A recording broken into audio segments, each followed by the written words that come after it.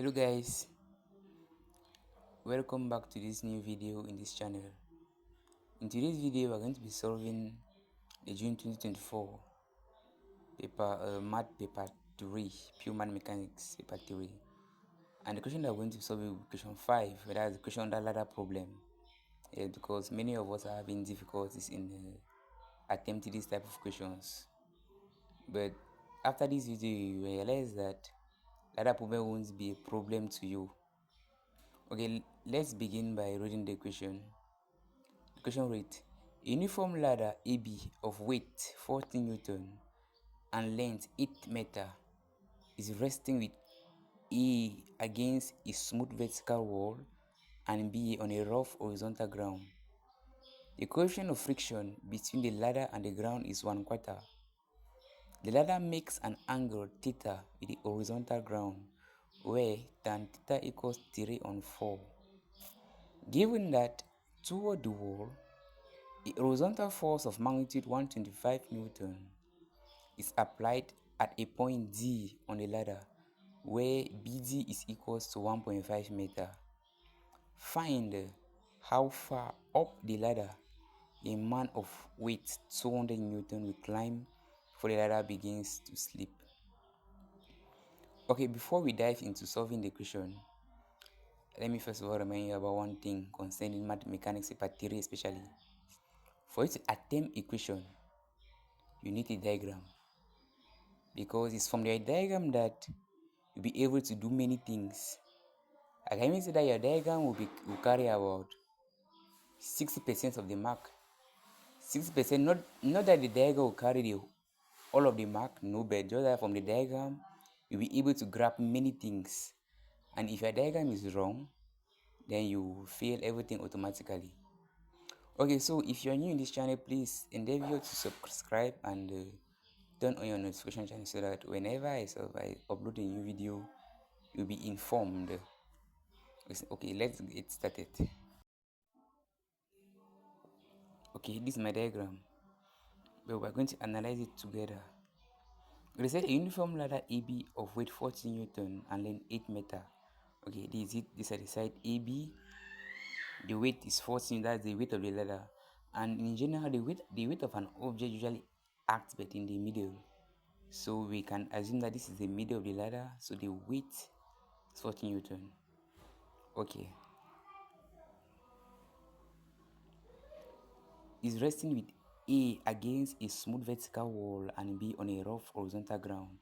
Okay, that means this is the wall and this is and B is lying somewhere on the ground. Okay, now there's something. There are two key words here. We have smooth and rough. When we say something is smooth, that means there is no when they say something is smooth, that means there's no friction. Understand? But when it is rough, then there should be frictional force acting on it. So B is rough, and B is on the ground. Meaning that the ground is rough and the wall is smooth. Okay, let us continue. The coefficient of friction between the ladder and the ground is 1/4. Yeah, that's because the ground is rough. So that's why they gave the coefficient of friction. Because you know that frictional force is the reaction, that is the normal reaction times the coefficient of friction. You will give the frictional force. This is it here. Is it? The ladder makes an angle theta with the horizontal ground where tan theta equals 3/4. That's tan theta 3/4. That means this is the angle theta with the horizontal. Okay. Given that toward the wall, a horizontal force of magnitude 125 Newton is applied at the point D on the ladder where BD is equals to 1.5 meter. Okay, that's toward the wall. That means they are pushing the ladder toward the wall. This is it here, in the direction of the wall. This is the wall. Remember, this is the wall. These are pushing the ladder. This is it, a force of 125 Newton at the point D, where BD is 1. That means from here to here is 1.5 meter. So that's why actually it should be here, because if this is the middle, the ladder is 8 meter. That means this should be 4. So 1.5 meter should be somewhere here and not here. So when we are also drawing, it should be somehow technical. Yeah, if I can say that. Okay, one point. How? Okay, now they said find how far up the ladder a man of weight 200 Newton will climb before the ladder begins, or the ladder will begin to slip. Okay, find how far up. It will mean that find how far up. Remember, they say find how far up, meaning that if this is a guy here, we're looking for the distance that when that he will climb before the ladder begins to slip. I mean, we are going to let the ladder to be, I mean, the distance to be x, and we are going to look for that x. But before then, I think this is okay, this is the reaction at the floor as R. You can call it S. In fact, any letter of your choice. You can see the R1 and here to be R2, but I decided to change the variable. I mean the characters. Yes. So I decided that my reaction at the ground will be R, and that at the wall will be S. Now this is the guy, 200 Newton. That's the weight of the guy, 200 Newton. Weight of the ladder, 40 Newton. And what again? Okay, the first thing to do here is that we're going to be resolving vertically and horizontally. So we should start by resolving vertically. So let me just write here, resolving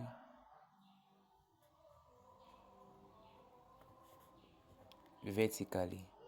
Okay, that's upward forces. Yes, upward forces. Okay, now you realize that the force going up, you have R, and this one going down, we have 200 Newton and 40 Newton. It will mean that since in a closed system, the sum of external forces must be equal to the sum of internal forces, or the or the algebraic sum of force in a system must be equal to 0. Understand? So it is either we say upward forces equals downward forces, or we add all these forces and we equate them to 0. Now, since this guy is going up, so we are going to consider that this force is positive and the ones going down are negative. It will mean that R minus 200 Newton minus 40 Newton is equals to 0. That's the algebraic sum of all the forces in a system must be equals to 0. Now from there, now you realize that R will be equals to, now before that, negative 200 Newton minus 400 Newton will be negative 240 Newton. So if it goes the other way, R will be equals to 240 Newton. Yeah, this was the first step. Now we're going to resolve horizontally. Horizontally, yes, horizontally. Now, so I have resolving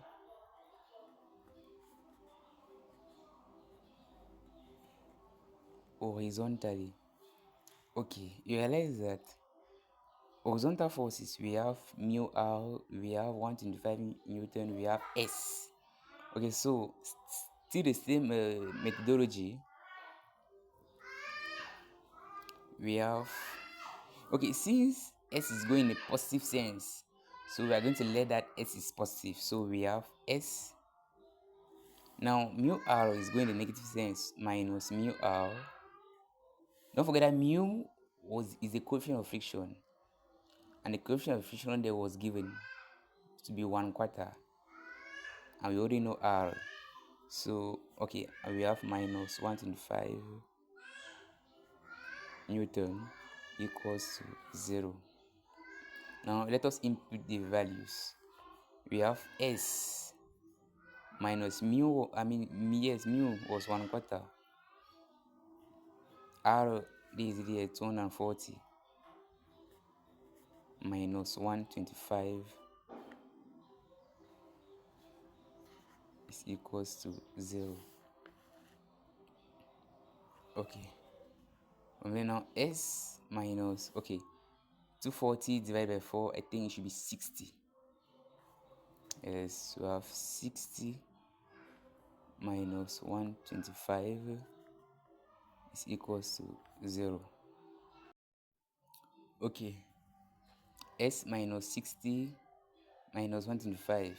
Okay, if you compute this correctly, you realize that s is equals to 100 and that's 125 185 Newton. Yes. Okay, I think these two steps were okay.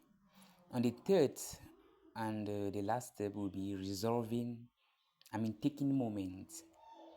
And we all know that moment is the product of the force times the perpendicular distance. So it's product of the force and the perpendicular distance. So, but before doing that, if you note very well, you realize that these forces actually perpendicular to the ladder, they are not really perpendicular to the ladder. Thus, the angle between R and the ladder is not 90 degree automatically. Yes. And the angle between this force here and the ladder is still not 90 degrees. Same here, same here, same here. So we are going to resolve these forces so that it should be perpendicular to the ladder, because we are taking moment, because we are consuming the ladder. That's why we are taking moment on it. Okay, let us resolve these different forces perpendicular to the ladder. I decided to draw a new diagram so that this previous one won't be that dirty, and for you to understand more better. Okay, these are the forces that I've resolved already. I'll explain. Let me start from here. They say we are resolving perpendicular to the ladder. This is the ladder here. We realize that the angle from arrow cos theta to this line can really be 90 now. Yeah, you're seeing like that now. It can really be 90. Same here. This one can be 90. Same here. 90 here. You have 90 here. You have 90 here. Okay, now why did I decide to put arrow cos theta? Why not arrow sin theta? Okay, let me explain. The reason why it is arrow cos theta is simply because this is theta here, then automatically this angle here will also be theta.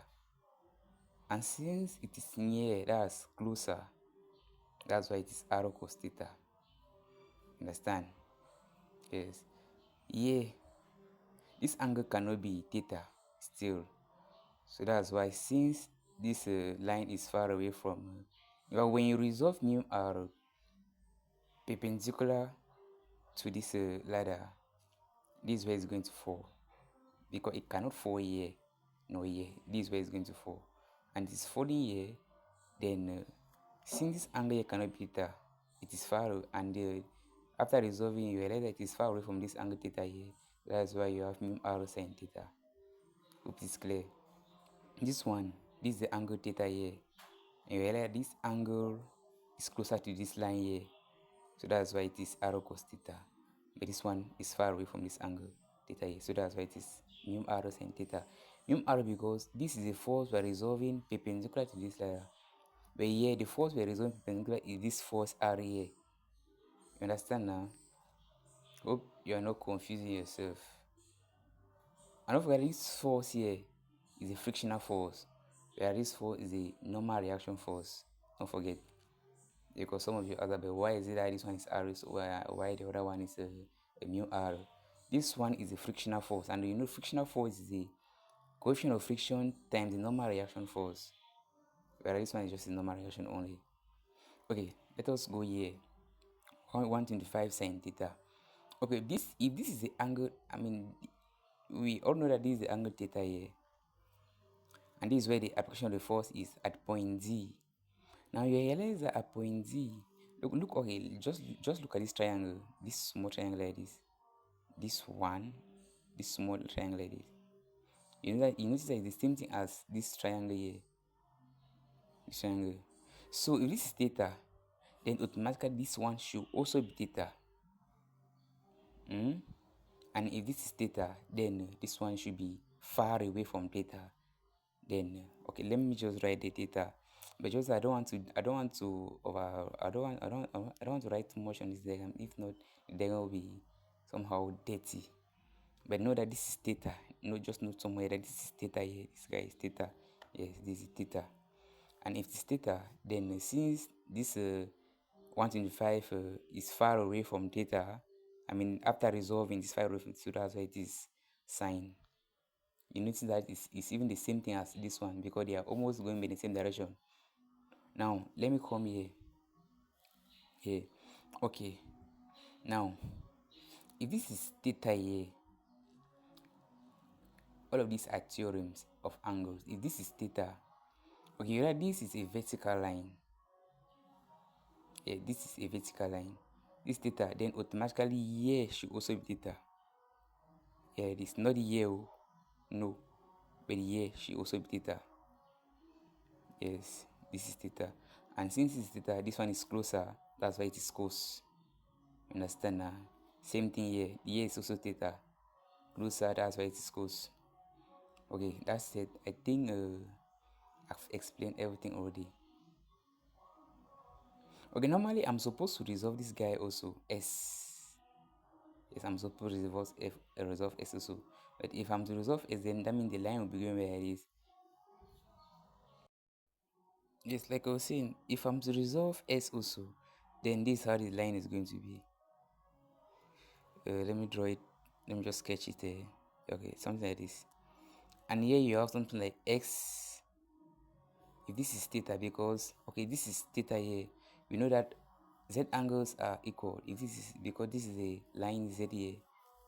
If this is theta, that means this should also be theta. Yes, it's somewhere here. And this angle here is far away, so it should be S sine theta. But actually, the reason why I'm not writing is because it will be of no use since I'm going to take moment but at about this point. But if you don't know, you can still write it down S sine theta. Yes. Okay, I think that's all. Now, the next thing we're going to do now is to take moment. We have, in fact, everything has been done already. Now it's now to take moment. Moment is a product of the force and the perpendicular distance. Okay, so we're going to take moment about point E. That's why it's not want to resolve anything here, because I'll take moment about this point here. So let us take moment about point E. So write something like this: moment about point E. Meaning that forces that are going like this are positive, considered to be positive. As forces that are going up are considered to be positive. Okay, let us start. Don't forget, moment is the force times the perpendicular distance. And we also know the principle of moment. That's sum of clockwise movement will be equal to the sum of anti-clockwise moment. Or the algebraic sum of moment in a system should be equal to 0. Understand? Okay, now let us consider this guy, r cos theta. Notice that if you notice that r cos theta is going up, so you have the force that is r cos theta. That's all forces are considered to be positive from our assumption first of all here. R cos theta, that's r cos. Then now the distance, since we are taking moment about point A, it will mean that the distance from this point here, because actually r cos theta, this is where the point is, this is where the force is coming from. At this, I mean this point B here. Yes. So the distance from this point to this point A will be the length of the ladder. And the length of the ladder was given to be 8. Understand now? Yes. So we have times 8. That's the force times the distance. Okay. We are going to do this one. Minus. Why minus? Minus because this guy is going in the opposite direction. That's mu r sin theta is going in the opposite direction. Minus mu r sin theta. What's the distance? Distance will still be 8 because mu r is at this point here. And at this point, from this point to point E, is the length of the ladder. That's 8. Yes, 8 meter. Okay, we are done with these forces. Now let us come here at point Z. We have 125 Newton, still going back down, so I have minus 125 sine theta. Now what was the distance? Remember they told us somewhere that BD is equal to 1.5 meter. That the distance from B to D is 1.5. And if here is 1.5, meaning that from here to here will be 8 minus 1.5, that's 6.5. Hope that we are okay with that. Because I take a moment about 0.8, so that's why I'm multiplying the distance from, about this point. Okay, so 8 minus 1.5 is 6.5. We are done with this guy. Okay, let us come here. That's okay. Notice that this force here is actually the weight of the ladder, and the weight of the ladder is acting in the middle. Okay, so you have 40 cos theta, still minus because it's going the other sense, minus 40 cos theta. Distance in the middle, so you are going to divide the ladder into 2. So you have times 4. Perfect. Let me continue here. Then the last one. This is where the guy is. This is where the guy is. And we don't know the distance because the distance have not been given with. That's what we are looking for. We don't know the distance.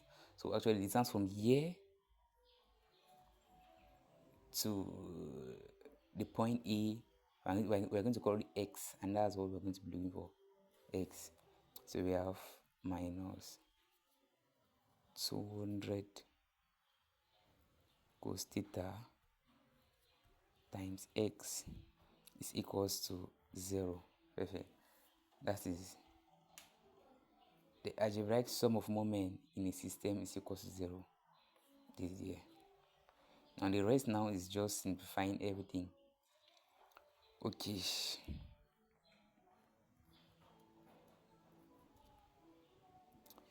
We have 8 arrow cos theta. What again?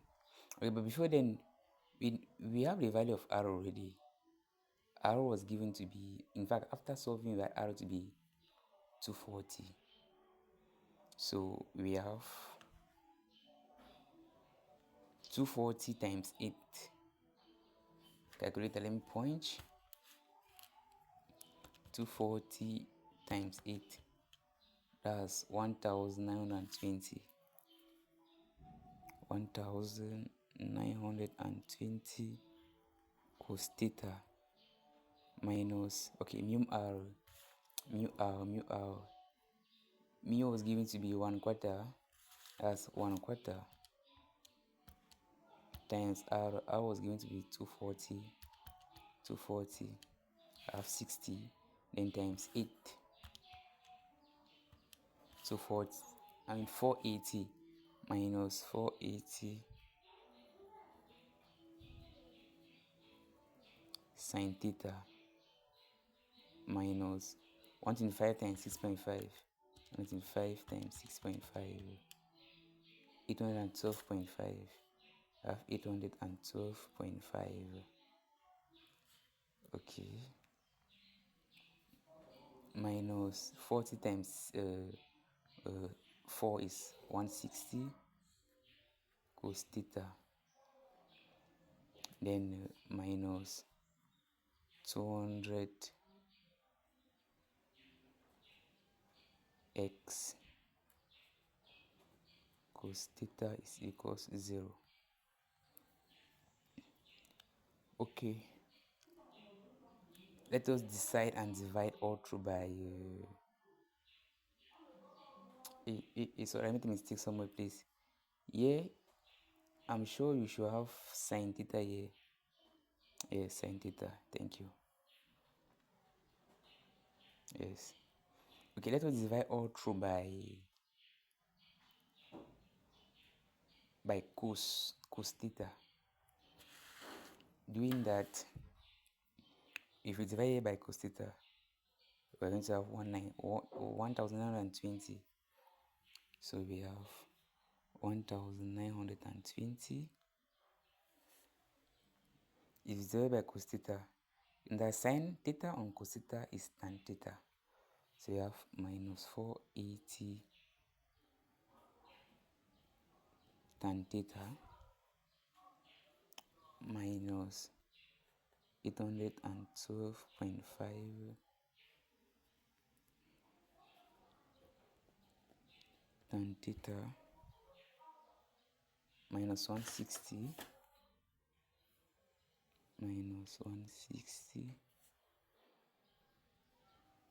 minus 200x minus 200x is equals to 0. Okay, just bring like terms together and we simplify. It will mean that, but before then tan theta was given. No, but we're going to substitute later. We have 1920 minus 160. 1920 minus 160. 1760. I have 1760. Okay. Now 480 tan theta. Negative 480 minus 800 and so I have 480 plus 812.5 tan theta. Tan theta was given to be 3 quarter times 3 divided by 4